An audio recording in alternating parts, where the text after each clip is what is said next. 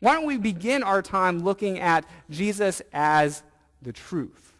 I was once reading a story, and it was about this man, and the man's father held a high-up position in government, and he made a big, embarrassing mistake and became a national disgrace. And so this man grew up with his father being well known for being a national disgrace. And he has this conversation with this woman who's also kind of a higher up in government. And the woman says, why do you have any respect for your father anymore? In essence, why do you still love your father after what he did? I'm going to read an excerpt for you from that conversation, but I want you to pay attention to how they speak about truth. It begins in this way. The man says, I loved my father then, and I love him now. It's pretty simple. Well, the woman doesn't deserve your love. I'm sorry, but it's the truth. And I have to speak the truth. The truth will set you free.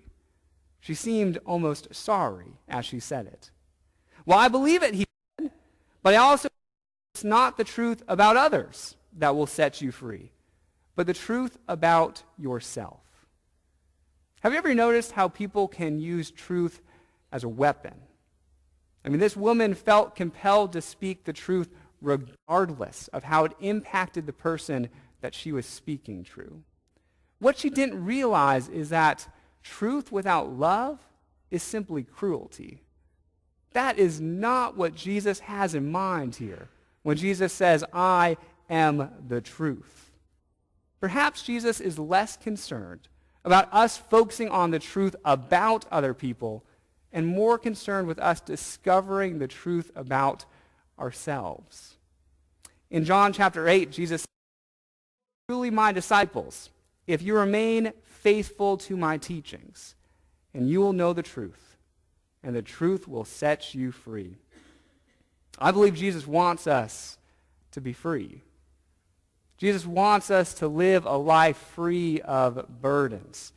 And a first step towards that is being honest with yourself.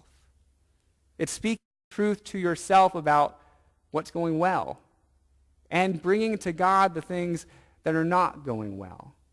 It's being honest with yourself about your strengths as well as your weaknesses. I once knew a man who ran into some pretty significant financial trouble. And instead of sharing that truth with his spouse, he chose to hide it. And the trouble got worse and worse, and he thought he was sheltering and protecting his family by not sharing the truth. But of course, we know the truth always comes out eventually. And so when it came out, things were so bad they couldn't be recovered from, and his family ended up leaving. We know that hiding the truth is not what we want. But speaking truth to ourselves in love, that probably gets closer to what Jesus is hinting at here. There are a couple obstacles, though, aren't there, in us pursuing truth in this life.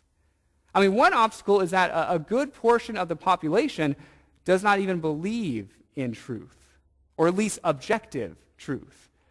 Instead, they believe and promote more of an individual truth. What is true for you is true. Although I would much rather pursue truth together, even if we don't agree all the time on what that truth is, than simply having each individual person making up their own truth, even when that's contradictory to one another. You see, Jesus says, I am the truth.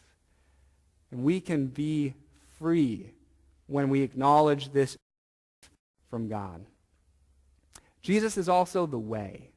And an interesting point here is that this teaching was so important about how Jesus is the way that the earliest followers of Christ called themselves something special.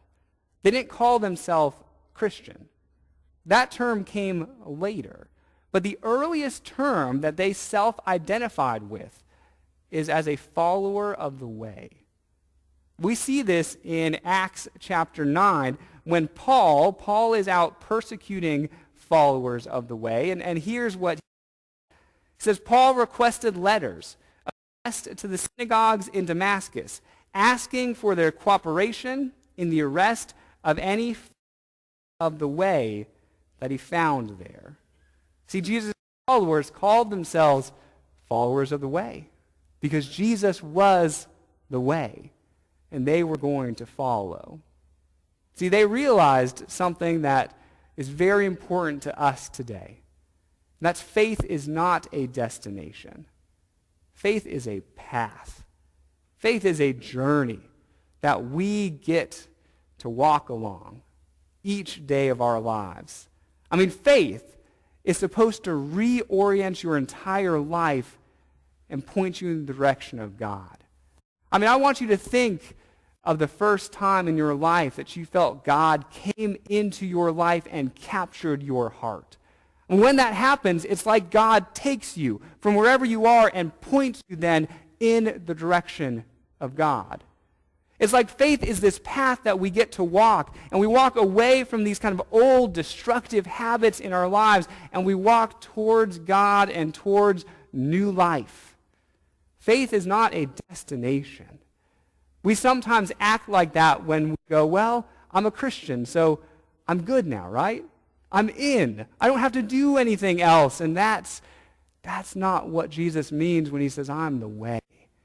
No, faith is this path, this way of life that we get to walk all of our lives when we follow the way.